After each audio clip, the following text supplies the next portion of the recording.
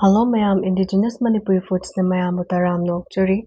Ngasidi no bake cheesecake recipe amamuk puduna lakchare. Requested video oidoine. Adude koi haunaba tawrase. Cheesecake ki base oinaba aina digestive biscuit se lauzare. Aduga magi gram se 250 gram ne mayam na apamba biscuit leragadi adu sum laurasu yai ko. Ado aina ngasi base same doi si 250 gram de chap chana changni ba ko aduna yam chana re na lauzabane. Grinder jar amada hapase aduga takhairase ko kaigumba grinder lebidaba ichilnaw sing option amaka haijarake ziploc bag natraga plastic bag amada hapchin biro aduga sum rolling pin adagi morokhon machai amana sum pop tharaga loina toihan biro ko makupta na takhaiba loire cups to onthokpa kanda 2 cups thoe ko melted butter do 1/4 cup ama hapase phasana mix tawrase Huren soidanaba recipe simak chap chana follow tawbiyo ko side amda thamase spring foam tin ama lauzare ko sise yam tangai phadaba tin ama ne cheesecake sage hai taraga di cheesecake ti sumaina lawkhatlak toine bako makhadagi mathaptagi lawthokpa yade dana yam thot panina chumnagi cake saba matamda sizinaba tinji di lawba yade ko duga kaigumba sugumba tinji da su yamna simple oiba mayai se lawthok lawsin yaba laibane adu oi targadi yai tida plate to leire plate to gi size dei khara hena chawkhat naina kakchare ko butter paper se mayam so sum yengbiyo chawrak na ko sumai sum kakpiyo hoen lawthok pada nungai na bane si se aina khara chawna ka ise plate se sumai thamase duga butter paper se hapase ba duga sumai na tawbiro mark am tawbiro hoen segai dana bane ko che se spring do phajilakpa kanda chapting lei gi bane ba ko duna asum follow tawbiyo yam kupna haijarabane mayam gyan ta na baina beginner mayam ama su yawarangani dana ko haire mi singadi haire simu hapchilase sumai hapage hekta namsin bhiginu ko sumai na khara tawbiramo segai dana ba hojikti yare si maram ama seme ko plate tawna chap manana sema bane phajinna ba tawrase sumai namthabiro duga side amada leithokchage mage spring se chingshin biro aduga khut amana sumai kha khanam biyo ko chingshin ba matamda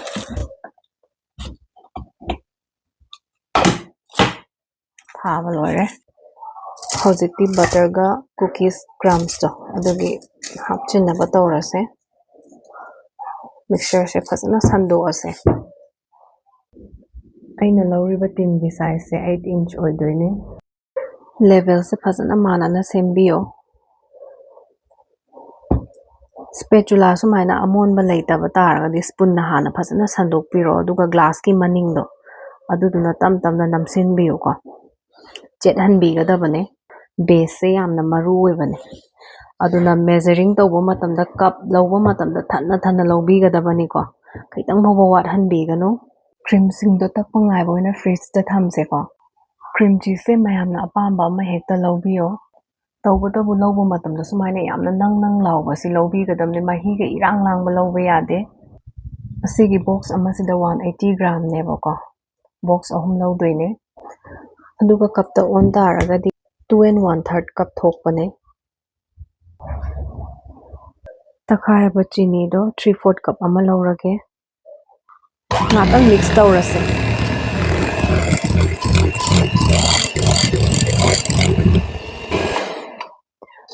second manga tara khatani ko okhai jaba khaktane kuina tawba yade sina mathak makha ta olase side amada thamase cream cheese lawba matamda fridge agi direct puthoga sizinabigano room temperature da leiba cream cheese to adu sizinabiyo birthday cake kumba saba matamda sizinabado adugi cream do lawjare asidi yamna ingna fridge dagi puthorakadabani whipped cream se 1 cup ama lawrase vanilla se 1 tablespoon hapase takhairase speed se ahanbada 1 dagi hause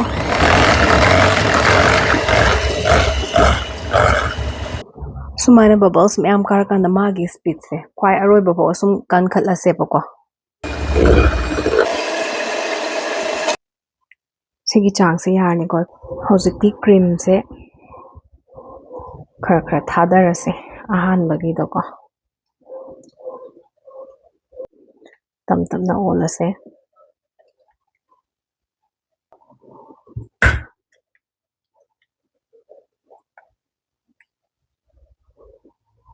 ꯂꯣꯏꯅ ꯍꯥꯞꯄꯁꯦ ꯐꯖꯅ ꯑꯣꯠꯂꯁꯤꯀꯣ ꯇꯞ ꯇꯞꯅ ꯊꯨꯅ ꯑꯝꯇ mix ꯇꯧꯁꯤꯀꯣ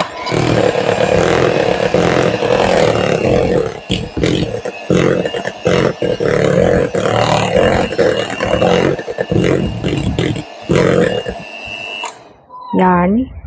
ꯍꯧꯖꯤꯛꯇꯤ ꯉꯁꯥꯏꯒꯤ ꯕꯦꯁ ꯑꯃ ꯁꯦꯝꯈꯤꯕꯗꯨꯗ ꯀ꯭ꯔꯤꯝꯁꯦ ꯍꯥꯞꯆꯤꯜꯂꯁꯤꯀꯣ offset ꯑꯣꯏꯕ ꯄꯦꯂꯦꯠ ꯅꯥꯏꯐ ꯑꯃ ꯂꯧꯖꯔꯦ ꯑꯗꯨꯒ ꯈꯔ ꯁꯦꯝꯃꯁꯤꯀꯣ ꯄꯦꯂꯦꯠ ꯅꯥꯏꯐꯁꯦ ꯂꯩꯇꯕꯁꯤꯡꯒꯤꯗꯤ ꯁ꯭ꯄꯨꯟ ꯑꯃ ꯇꯧꯔꯒ ꯁꯦꯝꯕꯤꯌꯨꯀꯣ ꯁꯨꯃꯥꯏꯅ ꯇꯞ ꯇꯞꯅ ꯁꯦꯝꯕꯁꯨ ꯂꯣꯏꯖꯔꯦ ꯀꯅꯥꯒꯨꯝꯕꯅ ꯃꯊꯛꯇ ꯁ꯭ꯇ꯭ꯔꯣꯕꯦꯔꯤꯒꯨꯝꯕ ꯕ꯭ꯂꯨꯕꯦꯔꯤꯒꯨꯝꯕ ꯀ꯭ꯔꯁ ꯍꯥꯞꯅꯤꯡꯉꯗꯤ ꯈꯔ ꯐꯔꯝ ꯑꯣꯏꯔꯀꯥꯟꯗ ꯍꯥꯞꯄꯅ ꯐꯩꯀꯣ ꯍꯧꯖꯤꯛꯇꯤ ꯍꯥꯞꯆꯤꯟꯕꯤꯈꯤꯅꯨ ꯍꯧꯖꯤꯛꯇꯤ ꯁꯦꯝ ꯁꯥꯕꯁꯨ ꯂꯣꯏꯔꯕꯅꯤꯅ ꯐ꯭ꯔꯤꯖꯇ ꯑꯍꯤꯡ ꯑꯃ ꯊꯝꯃꯒꯦ ꯌꯥꯝꯗ꯭ꯔꯕꯗ ꯄꯨꯡ 9-10ꯗꯤ ꯊꯝꯕꯤꯌꯣ ꯁꯤꯒꯤ ꯔꯦꯁꯤꯄꯤꯁꯦ ꯑꯍꯤꯡ ꯑꯃ ꯐ꯭ꯔꯤꯖꯇ ꯄꯨꯔꯥ ꯊꯝꯃꯦ ꯁ꯭ꯇ꯭ꯔꯦꯠ ꯑꯣꯏꯕ ꯄꯦꯂꯦꯠ ꯅꯥꯏꯐ ꯃꯆꯥ ꯑꯃ ꯂꯧꯔꯦ ꯂꯧꯊꯣꯛꯄ ꯅꯨꯡꯉꯥꯏꯅꯕ ꯁꯤ ꯃꯅꯨꯡꯁꯤꯗ ꯏꯟꯁꯤꯜꯂꯁꯦꯀꯣ ꯑꯗꯨꯒ ꯔꯥꯎꯟꯗ ꯁꯨꯃꯥꯏꯅ ꯆꯠꯂꯁꯦ ꯇꯞ ꯇꯞꯅ ꯄꯦꯂꯦꯠ ꯅꯥꯏꯐ ꯂꯩꯕꯤꯗꯕ ꯑꯣꯏꯇꯥꯔꯒꯗꯤ ꯅꯨꯡꯉꯥꯏꯒꯗꯕ ꯌꯨꯝꯗ ꯂꯩꯕ ꯈꯨꯠꯂꯥꯏ ꯑꯃ ꯍꯦꯛꯇ ꯁꯤꯖꯤꯟꯅꯕꯤꯌꯣ ꯔꯥꯎꯟꯁꯦ ꯁꯨꯃꯥꯏꯅ ꯂꯣꯏ ꯆꯠꯂꯁꯦ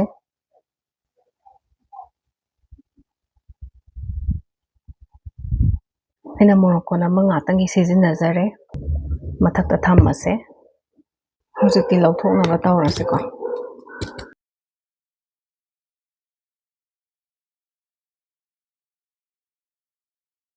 ꯇꯞꯅ ꯆꯤꯡꯊꯔꯒꯦ ꯃꯁꯥꯒꯤ ꯇ꯭ꯔꯦꯗꯨꯗꯒꯤ ꯑꯃꯨꯛ ꯂꯧꯊꯣꯛꯅꯕ ꯇꯧꯔꯁꯦ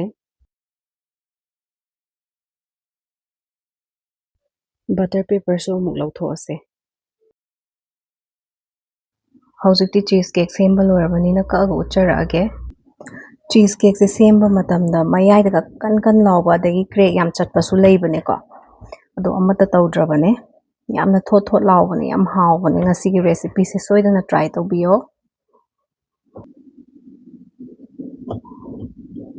ꯌꯥꯝ ꯁꯣꯐꯠ ꯑꯣꯏꯔꯕꯅꯦꯀꯣ